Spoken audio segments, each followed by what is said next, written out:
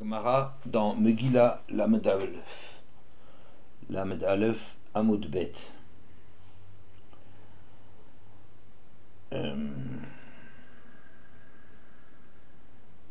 Tanya. Rabbi Shimon ben Elazar Omer, Ezra tiken lahen li Israël, שיהיו קוראים כללות שבתורת כהנים קודם עצרת, ושבמשנה תורה קודם ראש השנה.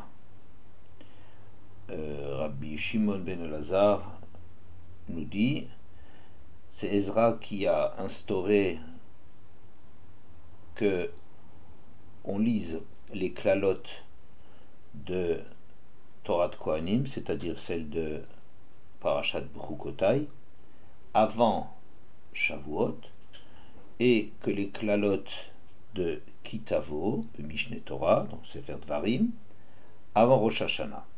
Maïtama, pour quelle raison? Amar Rabbi Vitem Rabbi Resh Lakish, que Deshitich Leshana Vekilotea. Quelle est la raison? Abaye, d'aucuns disent que c'est Resh Lakish, afin que s'achève l'année avec ses malédictions. Bishlama, Sheve Mishneh Torah, Ika, que Deshitich Leshana Vekilotea. Et là, Sheve Torah de Kohanim, Ato Atzeret Rosh Hashanah, In, Atzeret Nam et Rosh Hashanah, de Tnan ou Batzeret al Perot Ha'ilan. Je comprends que les klalotes de Mishneh Torah, effectivement, on les lit avant Rosh Hashanah. Oui, effectivement, on lit la Parashat Kitavo peu avant Rosh Hashanah, et donc on peut parler d'achever l'année passée avec toutes ces malédictions, mais celle de Torah de Kohanim, celle de Bechukotai, que tu dis qu'on les lit avant Rosh Hashanah, est-ce qu'Atzeret, ça s'appelle Rosh Hashanah? Oui. Atzeret également est considéré comme un Rosh Hashanah, puisqu'on enseigne que à Atzeret, on est jugé sur les fruits de l'arbre. Alors, ce texte assez curieux. Donc il y a deux grands chapitres de malédiction de Klalot dans la Torah, celle de Bechukotai et celle de Kitavo. Et Ezra, quand il a mis en place le système de la lecture de la Torah, a fait en sorte qu'on achève les Klalot de l'année avant que l'année ne s'achève. Donc celle de Kitavo, évidemment, on les lira avant Rosh Hashanah, et 2 semaines avant Rosh Hashanah, et donc on termine l'année avec son cortège de malheurs, d'épreuves, etc. Et celle de Bechukotai également, on les termine avant Atzeret, qui est considéré comme un Rosh Hashanah. La Gemara, elle réagit un peu. Qu'est-ce que ça veut dire? C'est du Rosh Hashanah? Oui, c'est du Rosh Hashanah, puisque on déclare dans une Mishnah que à Atzeret, on juge le monde sur les Perot Ha'ilan. C'est une réponse assez curieuse, parce que on ne connaît pas Atzeret, on ne la cite pas dans les Arba Rosh Hashanim, mais il y a, dit la Mishnah, 4 Rosh Hashanah, celle du premier Nissan, celle du premier Tishri, le premier Elul pour le Maaser Behemot, pour ceux qui en ont, qui tiennent cela, en Elul, premier Elul, et tout Bishvat pour Rosh Hashanah, l'Ailan. Mais on n'a jamais entendu parler de Shavuot comme Rosh Hashanah.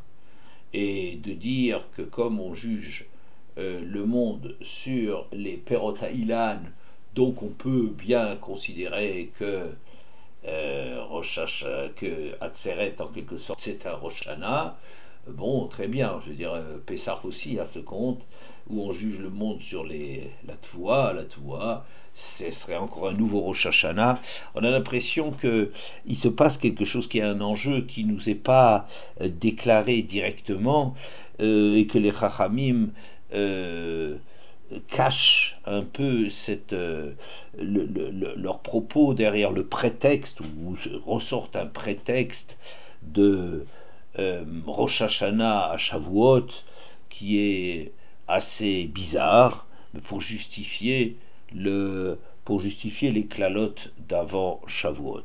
Bon, on ne comprend pas très bien tout cela, cette Gemara un peu prétexte apparemment. Qu'est-ce qu'elle cache? Surtout ce que je ne comprends pas, c'est plus que la Gemara, c'est que de quoi s'agit-il comme Tichle Shana Vekilotea avant Shavuot? Bishlama, celle de Rosh Hashanah, je comprends bien, c'est le monde est jugé à Rosh Hashanah pour les événements à venir dans l'année, l'homme est jugé, Kolba et Olam, tout le monde comparé en jugement, le sort de chacun est déterminé à ce moment-là. Je comprends très clairement qu'il s'agit d'un Rosh Hashanah sur les actions humaines. Mais sur quoi porte exactement ce jugement de Shavuot? Quoi, sur les fruits de l'arbre? Oh, c'est pas, c'est très important, mais enfin, à Sukkot, on est jugé aussi sur l'eau, à Pessah, on est jugé sur les récoltes, dont les céréales qui sont essentielles. À Shavuot, mais sur quoi ça porte vraiment? C'est ça qui est l'objet de mon cours. Sur quoi porte le jugement qui est énoncé à Atzeret, à Shavuot. Alors, il y a une Gemara dans Makot Kavbet qui dit la chose suivante. Kavbet Amoudbet. Amar Rava kama tipshai sha'ar inche de kaime mekame sefer Torah velo kaime mekame gavra. Rabba דאילו בספר תורה כתיב 40 ועטו רבנן בצרו חדה.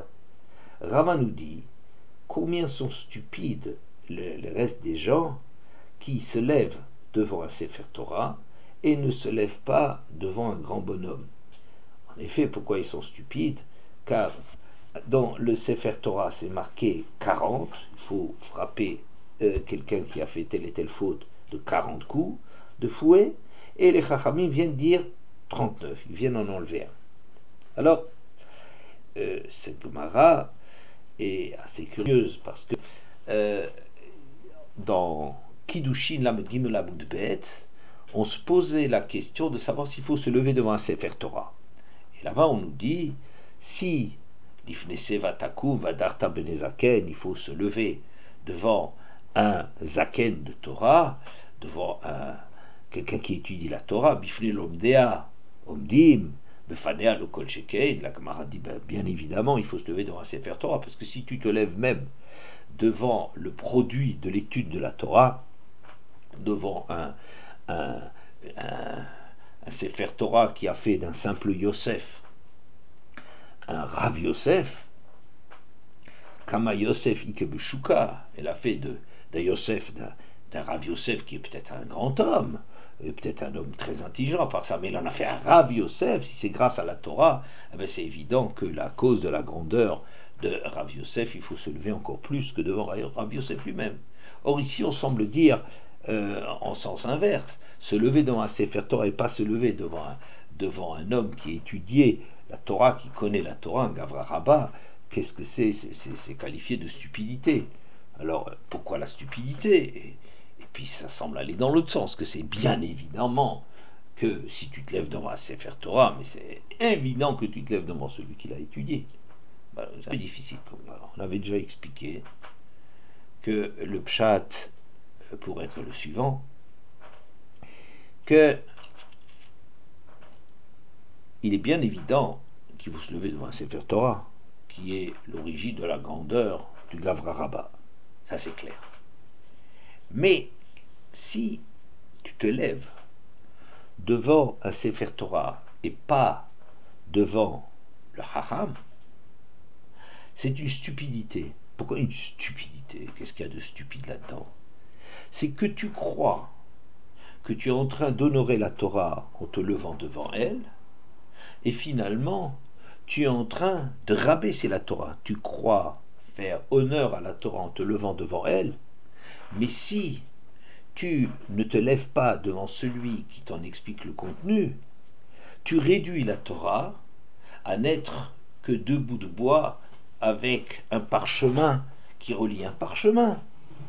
Tu es en vérité en train, croyant que tu honores la Torah, de l'embrasser, d'aller embrasser avec plein de cavanotes, la parochette.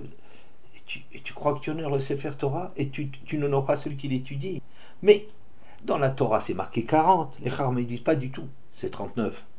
Ça veut dire que c'est les Chachamim qui te font la lecture de ce que c'est la Torah. C'est les Chachamim qui donnent la dimension de la Torah. Sans les Chachamim, la Torah, c'est un objet de culte. Tu en fais un objet quasi d'idolâtrie, superstition. Qu'est-ce que ça veut dire cela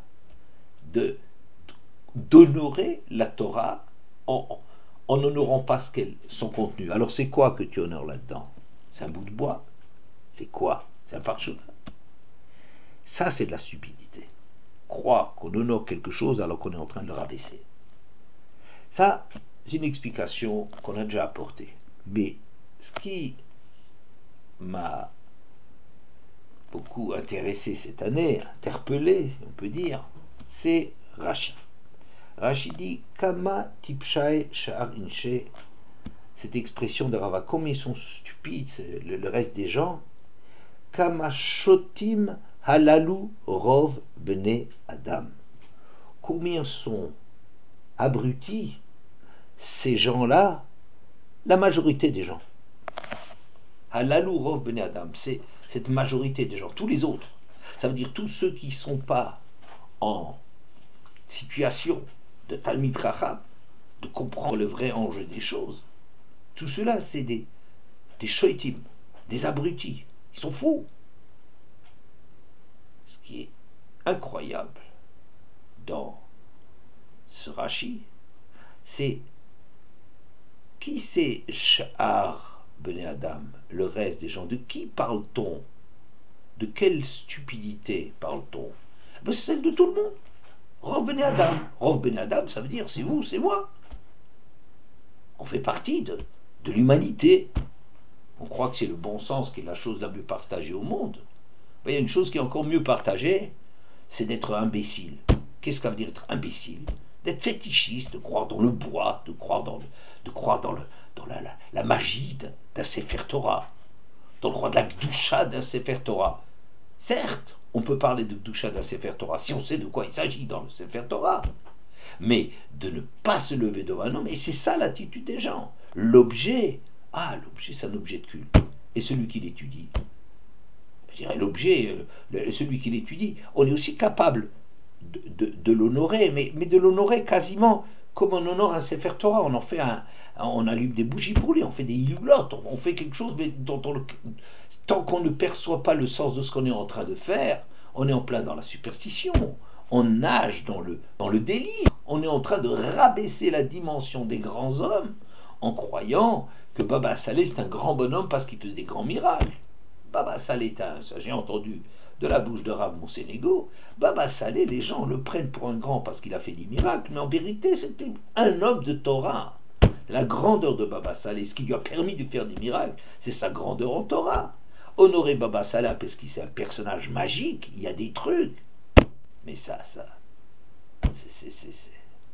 c'est quoi? C'est le rabaisser, c'est en faire un magicien, un sorcier. Alors, ce qui est intéressant donc, c'est que d'après Rava, tel que Rachid explique, on est en train de s'adresser à tout le monde,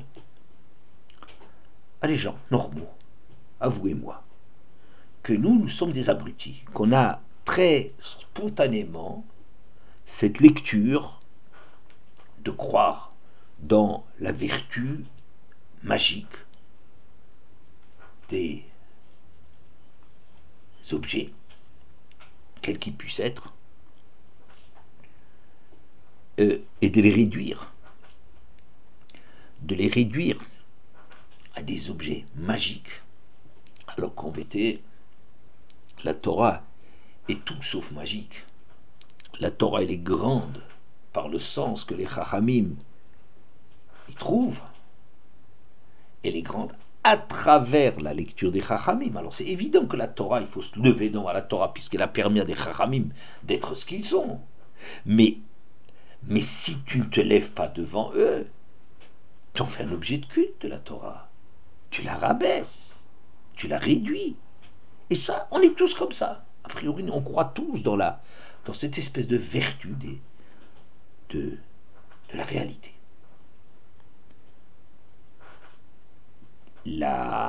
Si c'est comme ça, on comprend autrement ce grand débat qui a eu lieu et qui est rapporté dans la Gemara de Menachot Samre Amud Aleph à propos de l'Homer.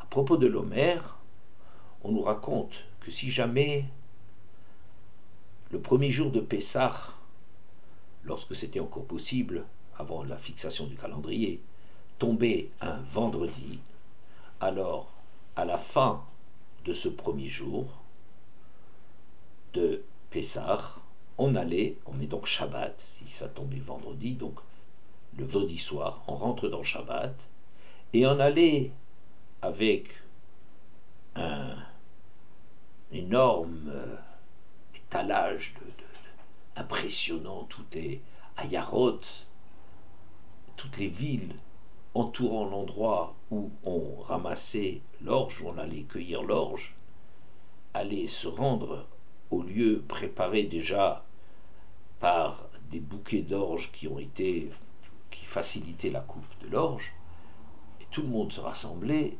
et dans une cérémonie à laquelle on voulait donner un maximum de retentissement, on allait dire aux gens, vous vous rendez compte, c'est Shabbat. Les gens disent oui, c'est Shabbat. Et ça, on le fait. Et vous entendez avec une espèce de c'est Shabbat aujourd'hui.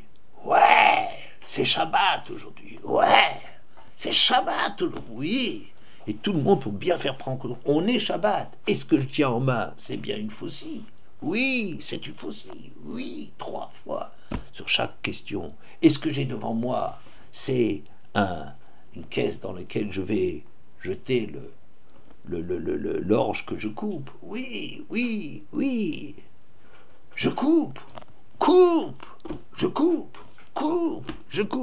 Une espèce un retentissement énorme pour que cette chose, elle retentisse, elle fasse du bruit dans cette affirmation des Chachamim de dire qu'on est en train de transgresser Shabbat, rendez compte, de transgresser Shabbat pour accomplir la mitzvah de Mimachorat Shabbat, que le lendemain de Shabbat, on coupait l'orge pour apporter l'offrande, la mincha d'orge au Beth Amikdash. Et pourquoi tellement de bruit autour de cette cérémonie? Parce qu'on voulait faire sortir de la tête des Beitoussim, c'est les Tzdukim et les Beitoussim, on voulait faire sortir le bêtise de la tête des Beitoussim, qui affirmait que la Torah, c'est la littéralité de Torah qui fixe la lecture juste des choses, et non pas l'interprétation, l'intervention des Chachamim. Et donc, comme c'est marqué que pour faire le conte de l'Homer, quand est-ce qu'on commence à faire le conte de l'Homer? Mimachorat Shabbat, voire Parashat Emor. Mimachorat Shabbat, on commence le lendemain du Shabbat. Qu'est-ce que c'est le lendemain du Shabbat? Non pas le lendemain du Shabbat Breshit, dans l'acception courante. Shabbat, c'est Shabbat Breshit, c'est le Shabbat, le 7e jour de la création. Non, c'est pas celle-là, disent les Chachamim. C'est Mimachorat Shabbat, c'est Pesach Ikre Shabbat, que la fête même de Pessah s'appelle et dénommée dans la Torah Shabbat. Le lendemain de Shabbat, vous compterez 49 jours, et le 50e jour sera Shavuot, 49 jours, c'est-à-dire à partir du Shabbat de Pessah. Et toutes les fêtes, de façon générale, sont nommées Shabbat. Et là-dessus, les Chachamim, dans la Gemara, donc Menachot Samre Amud Aleph et Bet, donnent toute une liste de preuves qu'il ne s'agit pas ici du Mimachorat Shabbat, le lendemain de Shabbat dans le sens Shabbat Breshit, mais Shabbat c'est la fête.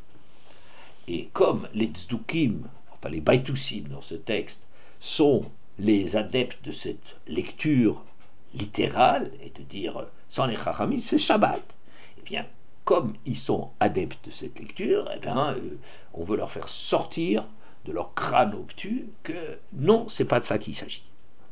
Alors, a priori, on a l'impression qu'il s'agit ici d'une manifestation politique qui s'adresse à un parti qui a acquis une grande influence dans le peuple, qui s'est étendu, qui jouit de beaucoup de protection, de pistons auprès des autorités, qui fait des ravages.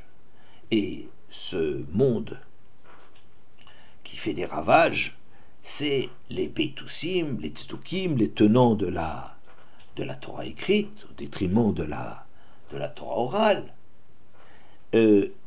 C'est à eux qu'on s'adresse pour leur montrer, ben non, vous avez tort, et regardez, nous on va jusqu'à être Mechalel Shabbat, le vrai Shabbat, on va le transgresser pour réaliser la lecture que nous donnons des choses, Mimachorat Shabbat.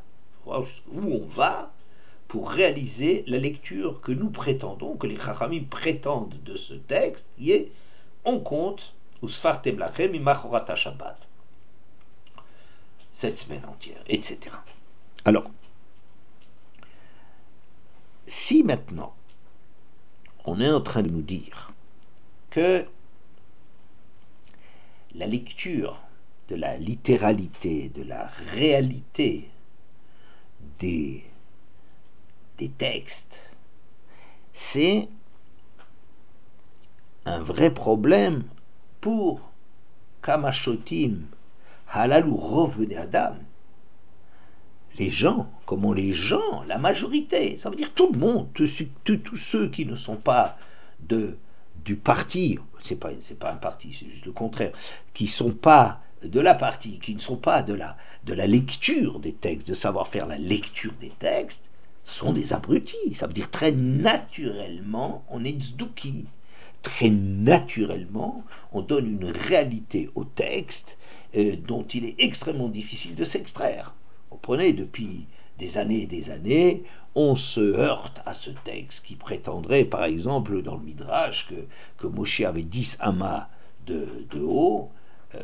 Moshe n'est pas un monstre, Moshe n'est pas un monstre, et le paro serait quelqu'un qui n'aurait qu'une seule ama, dirait la Gemara, dans le conflit entre Moshe qui avait 10 amot de haut, et on voit bien, on n'est pas en train de dire que Moshe est un monstre géant et que Paro est un abo, un modèle réduit. C'est pas de ça qu'il s'agit, il s'agit de lire cela. Mais on est toujours ramené, mais dans le texte, comme on dit, ça figure dans le texte, c'est écrit dans le journal, vu à la télé, comme s'il y a une preuve de la vérité d'une chose, dans l'évidence de mais c'est vu, c'est comme ça, c'est le texte finalement il dira Shabbat, finalement le texte il te dit œil pour œil, dent pour dent, tu fais ce que tu veux, tu m'interprètes tout ce que tu veux, mais on revient toujours à cette lecture de œil pour œil, dent pour dent, la Torah cruelle ou je ne sais quelle fadaise qui existe, qui nous est reprochée depuis la nuit des temps. Et cette guerre n'est pas une guerre tellement contre les tzdukim ou les beitoussim que la guerre que nous menons à l'intérieur de nous-mêmes. Bon, il y a des périodes dans lesquelles il y avait une audience, était l'audience de cette Torah karaïte, de cette Torah du Mikra, de cette Torah de la vérité du texte au détriment de la vérité de leur lecture. Il y a des époques où ils menaçaient plus ou moins, ils avaient représenté une force politique, mais c'est pas à eux qu'on fait la guerre en vérité. La guerre que l'on fait, c'est à nous-mêmes, c'est-à-dire à cette difficulté qu'on a de s'éloigner du rivage. C'est-à-dire, on est toujours ramené à travers certaines évidences, à croire que la Metsiout, c'est la réalité. On traduit le mot de Metsiout en général par réalité, ou réalité par Metsiout. Et rien n'est plus faux. Quand on dit réalité, le mot de réalité, ça vient de res, comme dans res publica. La République, c'est la chose publique. Res, c'est une chose. La réalité, c'est que le monde est fait des objets. Il est fait de ce qui est matériel. Il est fait de ce qui est quantifiable, de ce qui est indiscutable, de ce qui est incontournable. Cette réalité ultime, finalement, cette table est plus réelle que Dieu. Parce que cette table est là, je la vois, je la touche, je la frappe. Alors que les idées, qu'est-ce que ça veut dire une idée? N'est-ce pas? Finalement, ce combat de folie d'Avraham Avinu, cette révolution extraordinaire d'Avraham Avinu, d'avoir créé Dieu dans la tête des gens, c'est-à-dire d'avoir compris que la compréhension des choses obligeait à trouver qu'il y a un être, si on peut le qualifier comme ça, qui n'existe pas, qu'on ne touche pas, qui n'existe pas. Il n'y a rien qui existe autant, mais que de l'existence d'un être impalpable, non mesurable, qui est invisible, c'est quelque chose d'absolument terrible par rapport à ce monde idolâtre qui est le monde, notre monde à nous, le monde idolâtre, c'est-à-dire dans lequel il y a des réalités, on supprime cette responsabilité de l'homme de s'éloigner du rivage. Le rivage, c'est solide. On part en mer. Est-ce que tu es sûr? Est-ce que tu es bien sûr? Mais tu es toujours ramené au rivage. Ça, cette guerre explique le retentissement particulier de ce qui était de la guerre livrée à nous-mêmes à travers les Batoussim. Et très intéressant que ce problème est le problème qui est centré sur cette période entre l'Homer, la sortie d'Égypte, le lendemain de la sortie d'Égypte, et le Matan Torah. Dans ce texte Menachot Samché, ce qui est en jeu, c'est le lien qu'il y a entre Matan Torah et Yetziat Mitzrayim. C'est-à-dire, où est le départ? Est-ce que le départ est dans la littéralité, dans la solidité, la sécurité de partir d'un texte incontestable, Mimachorat Shabbat, ou d'une lecture que les Chachamim font, que Shabbat c'est Moued. Et je pense que si on réfléchit à l'enjeu de cette guerre sur comment arriver à Matan Torah, l'enjeu de cette guerre, c'est à partir de quand on construit Matan Torah, on commence le conte de l'Homer. Alors, en général, on dira pourquoi c'était à partir du fait d'apporter l'Homer, parce que l'Homer c'est Mahal Behema, alors que c'est de l'orge. Et l'orge c'est par excellence l'aliment des animaux, alors qu'à Shavuot c'est la Mincha Hadasha, c'est 2 pains de blé. Et en général on décrit ça, c'est comme passer du stade de l'animal au stade humain. C'est recevoir la Torah, c'est passer du stade animal à l'animal, au stade humain. C'est ça la préparation de l'Homer. En d'autres termes, on voudrait traduire ce texte en disant c'est de partir d'un choix d'Akadosh Baruch Hu, comme Akadosh Baruch Hu a fixé un Shabbat dans la création, eh bien il a fixé dans son lien avec Israël, son lien avec Israël aussi dépasse l'ordre de la création, et quelle que soit notre manque de mérite, Hachem a un attachement pour Israël qui lui permettra de les faire sortir d'Égypte. Oui, et l'immensité, l'incontestable amour d'Akadosh Baruch Hu envers son peuple, c'est ça qui est, c'est comme Hachem qui nourrit son monde, comme si on était tous des animaux, comme si on était tous dans la dépendance d'Akadosh Baruch Hu. C'est ça le lien premier qu'il a avec son peuple, et c'est pour ça qu'on mange de l'orge. Et il faut, après coup, justifier cette sortie qui nous a été donnée en cadeau comme le Shabbat qui s'impose à nous, et nous amener ainsi à Matan Torah. Mais peut-être il y a encore un autre niveau pour comprendre les choses. Pourquoi est-ce que le lendemain de Pessah, quand on commence notre avoda, on mange un aliment qui est particulier, spécifiquement dévolu aux animaux, parce que l'animal ne connaît pas d'autre réalité que cette réalité de reste des objets.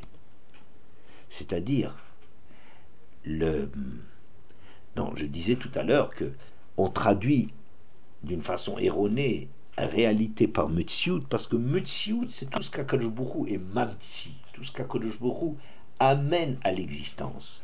Mais ce qu'Hachem a produit, c'est un monde dans lequel il n'y a pas que ces dimensions matérielles des choses, mais il y a énormément d'horizons, de domaines que Hachem a fait surgir au moment de la création. Et trop facilement, on imagine que ce monde de la réalité, ce monde matériel, ce monde tangible, ce monde qui se prouve par lui-même, cette espèce d'évidence biblique incontournable, que c'est ça la Metsiout, c'est ça ce qui existe. Et il y a une lutte en nous pour se dire non, c'est bien marqué Moshe Rabbeinu 10 Ama, par exemple, je prends le texte le plus critiquable dans la lecture classique qu'on en fait, de dire qu'on parle de dimension, de grandeur de Moshe. C'est pas la grandeur de Moshe, c'est la dimension de Moshe qui est en jeu. La dimension de quelqu'un, c'est pas est-ce qu'il mesure 1m80 ou 5 mètres de haut, c'est pas de ça qu'il s'agit, c'est pas ça la dimension. Mais c'est une lecture, le Midrash est une lecture, c'est un langage qu'il faut arriver à dominer, à maîtriser. Il faut étudier cela et comprendre que c'est un langage qui véhicule quelque chose. Et ce qui est important, c'est pas les mots qui ont leur sens, puisque c'est les étapes qui nous amèneront, grâce aux mots, on arrivera à trouver l'idée qui est derrière. Mais ce qui est important, c'est l'idée qui est derrière. C'est le message qui est dans le Midrash qui est important, et non pas de le prendre dans sa littéralité. Mais encore cela, on peut à la rigueur admettre que mais Moshe, mais c'est marqué que Moshe, mais il y a tellement mais c'est marqué finalement comme ça. Ça doit être vrai. C'est les Chachamim qui ont dit cela, une espèce de chantage à la stupidité d'arriver à n'admettre comme lecture des choses que la littéralité des choses. Ça, encore quand c'est le Midrash, c'est une chose. Mais ici, on est en train de parler de Matan Torah, de la Torah elle-même. Et la Torah elle-même, quand elle s'exprime d'une certaine façon, elle dit œil pour œil, et bien sache que c'est pas ça ce que ça veut dire. Ce que tu crois mettre là derrière, c'est pas ça. Ah, mais c'est marqué œil pour œil. Donc la Torah, quelque part, elle est cruelle. Elle exige de crever l'œil. Et quelles que soient les preuves que tu aies de ça, mais finalement, c'est quand même à ça que tu es ramené. Et c'est Mimachorat Shabbat, etc., etc. Il y a tellement de preuves dans lesquelles c'est marqué 40 coups. Eh ben non, c'est pas marqué 40 coups dans la Torah. Ce qui est marqué 39 coups. Les Chachamim viennent te dire, les 40 coups que tu crois voir dans la Torah, c'est 39 coups. Bon. Et ce qui est en jeu, c'est la raison de sortir de ce monde réduit à sa réalité vers Matan Torah, c'est le fait de donner à l'homme, d'apprendre à l'homme la confiance en lui-même, sa responsabilité dans le monde, qui est que c'est l'homme qui déchiffre les choses, c'est l'homme qui donne la vraie lecture, c'est pas le texte. Le texte est comme un support de la réflexion, mais il faut là-dessus exercer la réflexion qui va nous donner la vérité de ce que ça veut dire. 40 coups, ça veut dire 39. Oui. Alors, et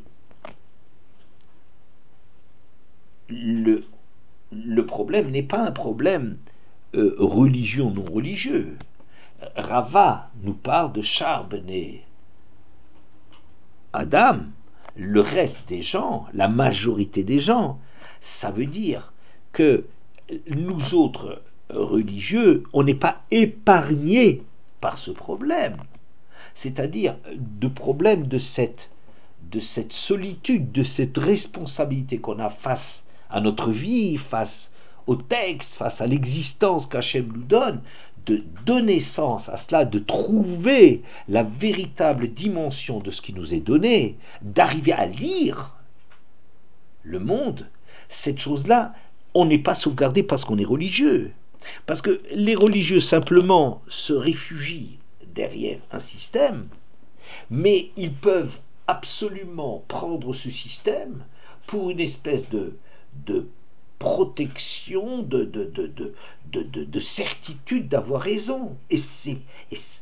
Ils ne peuvent pas, on ne peut pas économiser cette difficulté qu'on a par rapport à nous-mêmes. C'est un problème qu'on a par rapport à nous-mêmes d'arriver à croire en nous, d'arriver à penser contre la littéralité, contre l'évidence. Évidence avec des guillemets, bien entendu. Contre l'évidence de la réalité des choses, de la littéralité des choses, qui semble une protection extraordinaire, et de penser contre cela. Avec les données de la Torah, penser la Torah. Avec le 40 qui est écrit dans la Torah, comprendre de quoi il s'agit, de combien de coups il s'agit. Et le fait d'être dans le monde religieux ne nous protège absolument pas contre cette illusion d'être dans le vrai. Parce que simplement, on a choisi un système qui, dans ses halachot, dans ses minagim, dans ses comportements, se réfère à un monde religieux. Mais c'est sûr que de participer du monde du Shulchan Aruch nous est un avantage fantastique. On est structuré, on a un monde de valeurs qui nous est précis. Il y a des actes, on sait où est-ce qu'on va, il y a des objectifs dans la vie, on sait dans quoi il faut s'investir. C'est extraordinaire de travailler, non pas dans une espèce de nager, de se noyer en plein mystère de la vie, mais de savoir où est-ce qu'on va. Mais de ce point de vue-là, il est évident que de participer à la vie du Shulchan Aruch, à la vie juive religieuse, orthodoxe, il est évident que c'est un avantage incommensurable. Mais par rapport à ce problème que nous avons tous, nous sommes tous des charbonnés Bnei Adam. Même le monde religieux qui suit aveuglément la grandeur des grands hommes et qui voit quelque chose et ça c'est une certitude, et sans s'interroger sur la signification de ce que c'est un grand homme, c'est l'erreur d'un tout un chacun, c'est l'erreur du commun des mortels. Donc je dirais que la bataille qui est menée contre les tzdukim entre Pessah et Shavuot, c'est comment s'éloigner de l'Égypte. Une fois qu'on en est sorti, commencer à comprendre le travail de la construction, de ta propre construction, pour arriver à recevoir la Torah. N'est-ce pas? Et ça, c'est précisément cette période le lendemain de la sortie, cette période du conte de l'Homère, et la guerre que nous menons à travers les Baïtoussim et les Tzdukim, une guerre que nous menons à nous-mêmes, pour apprendre dont l'enjeu c'est la vérité, la réalité vraie de la lecture que tu donnes des choses. N'est-ce pas? Bien. Alors, d'après cela, je dirais que les klalotes dont on a parlé dans la Gemara, dans Megillah, que avant Shavuot, avant Matan Torah, il y a ici un Rosh Hashanah. Il y a un Rosh Hashanah qui est sanctionné par des klalotes. C'est de quoi s'agit-il? Ça ne sera pas les klalotes qui, consécutives au non-respect des obligations de Rosh Hashanah, de l'application de la Torah dans les manquements dans l'application de la Torah et ses conséquences dans le monde avec les klalotes, c'est de se rendre compte à Rosh Hashanah qu'il faut reprendre les choses, se reprendre. Il faut se reprendre. Mais c'est sur un autre plan, c'est tout à fait un autre plan. Ce qui est en jeu à Shavuot, c'est une lecture qui nous sort du Rov Bnei Adam, des Shotim, de faire partie de cette catégorie générale des abrutis qui imaginent que la lecture de la vie, le déchiffrer l'existence, c'est s'accrocher, se raccrocher à l'incontestable réalité. C'est cela qui est sanctionné par le Matan Torah. C'est ça qui est en jeu dans le Matan Torah. Le Matan Torah ne parle pas du Shabbat. Il faut que le Matan Torah ne parle pas du Shabbat Breshit. Le Shabbat Breshit n'est pas le début de la réflexion de quelque chose. Parce que le Shabbat Breshit, c'est une vérité dans le monde que chaque 7e jour, c'est comme ça, c'est le Shabbat. Alors,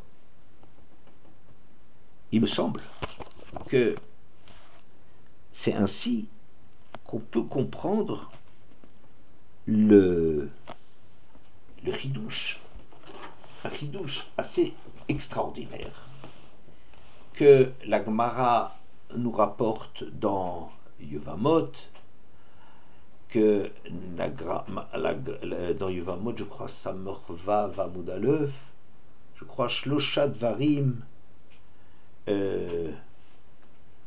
qu'est-ce que c'est? Il y a 3 choses que Moshe Rabbeinu a sorties de lui-même, et en cela, il a été en accord avec la pensée d'Akadosh Baruch Hu. Piresh Minaïcha, il s'est séparé de sa femme, il a Shiber et Aluchot, il a brisé les tables de la loi, et Hossif Yom Echad, il a rajouté un jour à Matan Torah. C'est-à-dire, de quoi s'agit-il? C'est pour arriver à Matan Torah, il fallait Vekidashtem Hayom ou Machar. Hachem avait dit, il faudra se sanctifier aujourd'hui et demain. Et Moshe Rabbeinu vient faire la lecture Hayom que Machar. Qu'est-ce que ça veut dire aujourd'hui et demain? C'est aujourd'hui et demain, ça veut dire de la même façon que demain il s'agit d'une journée composée de la nuit suivie du jour.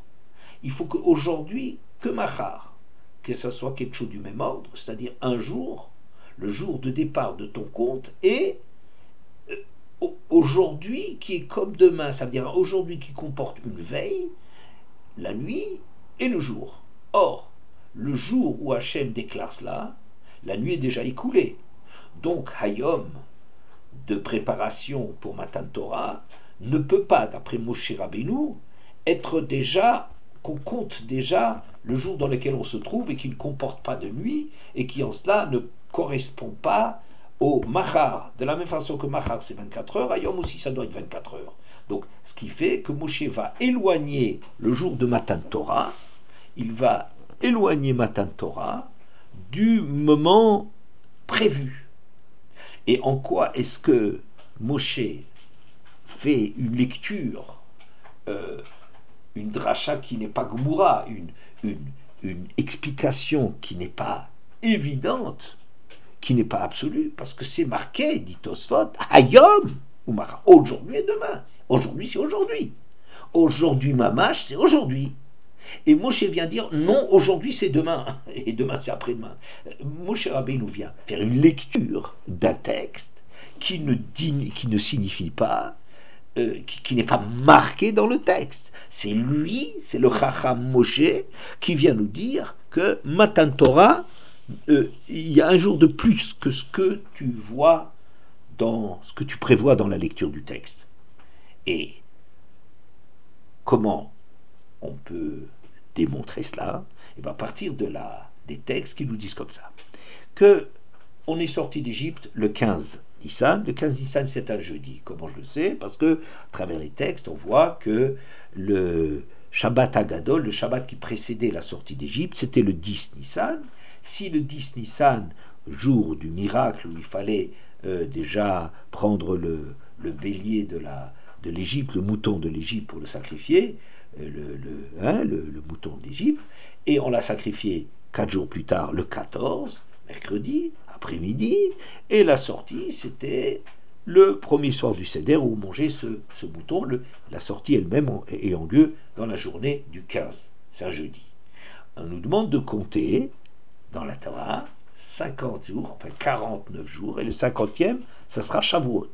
Eh bien, si on commence à compter donc le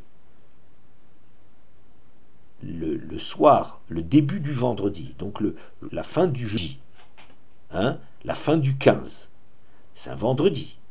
Si le vendredi, c'est le premier jour du compte, donc une semaine après, ça sera le vendredi, ça sera donc le 8, on aura compté une semaine, et ça sera le refaire l'octave, on relit encore le vendredi, et il est 8, le 15, 8, 15, 22, 29, etc. On arrive à ce que le 50e jour, c'est nécessairement vendredi. Or, on apprend des textes, Koulé al-Memoudou, même s'il y a des discussions pour savoir est-ce que la date de Matan Torah était le 6 ou le 7 Sivan, mais une chose sur laquelle tout le monde est d'accord, c'est que ça s'est passé Shabbat. Or, de dire que ça s'est passé Shabbat, ça veut dire c'est le 51e jour. Et on arrive à quelque chose de très étonnant pour ceux qui n'ont jamais entendu parler de cela, que la Torah n'a pas été donnée à Shavuot. On a l'impression, il y a une espèce d'accord généralisé que Shavuot c'est Matan Torah. Il y a un volet agricole, si on veut, de la chose, et il y a un volet qui s'appelle Matan Torah. Et on est en train de nous dire, pas du tout. Pas du tout. La Torah a été donnée, tout le monde est d'accord là-dessus, Shabbat. Mais Shabbat, c'est le 51e jour. Si on commence à compter à partir du jeudi soir, comme la Torah nous le demande, eh bien on aura fini de compter on aura terminé les 7 semaines le mercredi soir, et le 50, c'est Shavuot, ça commence à la fin du jeudi, pour la journée de vendredi. Or, des psukim, Zachor et Hayom Hazeh, souviens-toi de ce jour comme Zachor et Yom Shabbat, ça veut dire c'est Shabbat que ça s'est passé. Donc, effectivement, Moshe a quelque part choisi de lire le texte autrement que son évidence première, qui est Hayom ou Machar, Vekidashtem Hayom Machar, vous préparez aujourd'hui et demain, qui a priori signifie aujourd'hui. Aujourd'hui, c'est aujourd'hui. Même si une partie de la journée est écoulée. Moshe vient dire non. C'est que demain que tu commences à mettre en pratique ce Hayom ou Machar. Et donc, tout le monde est d'accord avec ça. Alors. Et c'est déjà extrêmement troublant que Moshe Rabbeinu choisisse d'imposer un Matan Torah, Iskima Dato le Dat Eliona. Et en cela, il rejoint il est d'accord avec Akadosh Baruch Hu, puisqu'Akadosh Baruch Hu, effectivement, le jour du Shabbat, c'est là que la Torah a été donnée. On voit que ce jour-là, il y a eu tout le cérémoniel, tout le Moshe a très bien calculé sa dracha. Et peut-être plus curieux encore, c'est que maintenant, quand on fait la tfila dans la Hamida, on est en train de parler de Shavuot, Zman Matan Toratenu, le jour où notre Torah a été donnée. Mais la Torah n'a pas été donnée aujourd'hui, elle a été donnée pas à Shavuot, et le lendemain. Ne parlons pas des 2 jours de Shavuot qu'on fait en Chutz Laaretz, mais prenons la Torah telle qu'elle est appliquée en Eretz avec un jour de fête. Comment en Eretz on peut déclarer Zman Matan Toratenu sur le jour de Shavuot qui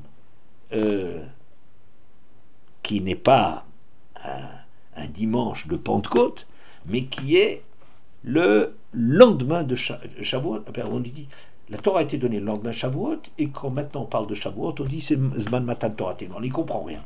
Moshe Rabbeinu commence à rajouter dans sa lecture, de par sa lecture, il commence à rajouter un jour, et à côté de cela, maintenant nous on appelle le moment que Moshe a choisi, c'est le Zman Matan Toratenu à Shavuot. Peut-être on peut comprendre d'après ce qui précède, qu'il y a fondamentalement un enjeu à ce que la Torah, c'est la Torah qui nous est donnée, c'est la Torah de la lecture de l'homme. C'est Torah Adam. La lecture de la Torah qui nous est donnée, c'est Moshe qui fixe cette lecture. C'est Moshe qui vient de nous dire qu'est-ce qui est marqué quand c'est marqué à Yom Machar. Cette même discussion, ce même débat que nous entretenons avec les tenants de l'évidence de la lecture contre les tzdukim, ça veut dire contre notre partie à nous, tzdukim, païtousim, que nous avons, ce même débat que nous entretenons était déjà à l'origine même de Matan Torah, que Moshe Rabbeinu vient affirmer sa lecture contre une certaine évidence de Hayom qui voudrait dire aujourd'hui, pour dire non, Hayom c'est pas aujourd'hui. Parce qu'il faut qu'Ayom ça soit comme Machar. Ça veut dire que Moshe veut que Matan Torah soit sur le signe de la lecture des Chachamim. C'est lui qui représente les Gavra Rabbah, c'est lui le grand homme qui vient faire la lecture du texte et vient nous dire c'est ça qui est marqué. C'est ça qui est marqué. Alors, c'est ça ce qui est marqué, c'est-à-dire que la lecture que moi je fais, c'est ça la Torah qu'Hachem nous donne. C'est pas la lecture que tu pourrais croire telle qu'elle apparaît dans la littéralité du texte qui nous est donné, mais dans celle que le Chacham fait. Moshe fait déjà une lecture anti-tzduki. Qu'est-ce que ça veut dire anti-tzduki? C'est-à-dire d'affirmer que c'est la lecture de l'homme, c'est la responsabilité de l'homme de dire la dimension des choses, de dire quand est-ce que c'est le Matan Torah. Et en faisant cela, ce qui est intéressant, c'est qu'actuellement on va dire que Zman Matan Terut c'est Shavuot. Mais non, la Torah justement n'aura pas été donnée à Shavuot, aussi curieux que ça puisse être, mais ça on a pu comprendre. Cette affirmation de Moshe dit c'est pas Shavuot, c'est pas le 50e jour, c'est le 50e, c'est la lecture que moi je fais. C'est ça la lecture de la Torah. Mais à part cela, pourquoi est-ce que maintenant on dit que c'est ça, Matan Torah c'est à Shavuot? Parce que je crois que c'est de dire que Moshe a bien lu ce que ça veut dire Shavuot. Ça veut dire, comme quand les Chachamim viennent nous dire que dans la Torah c'est marqué 40 et moi je te dis que c'est 39, je suis en train, 39 coups qu'il faut donner, je suis en train de dire c'est ça ce qui est marqué quand on dit 40. Quand c'est marqué 40 dans la Torah, c'est 39. Qu'est-ce que c'est 39? C'est 40. C'est ça le contenu du 40. On a déplacé la lecture, on a refusé la lecture pshatique du texte de 40 pour nous dire ce qui est marqué dans 40, c'est 39. Et comme ce qui est marqué dans la Torah, c'est Hayom ou Machar, aujourd'hui, donc un texte qui voudrait que Matan Torah se réalise à Shavuot, eh bien, la lecture de ne pas le faire à Shavuot, c'est ça le faire à Shavuot. C'est un peu paradoxal, c'est un peu étonnant, mais il me semble que c'est ça ce qu'on veut nous dire, que la lecture que Moshe a faite, c'est effectivement ça, de comprendre que c'est l'intention du texte. L'intention du texte, Shavuot, c'est Matan Torah. Ça veut dire qu'il n'y a pas une création de deux mondes. Il n'y a pas le monde de ce qui est dit, le monde de ce qui est là, et le monde que les Chachamim. On ne vit pas dans une bulle. On est en train simplement de dire, de faire la lecture de ce qu'on a devant nous. La lecture qu'on a devant nous, c'est que Matan Torah, c'est Shavuot.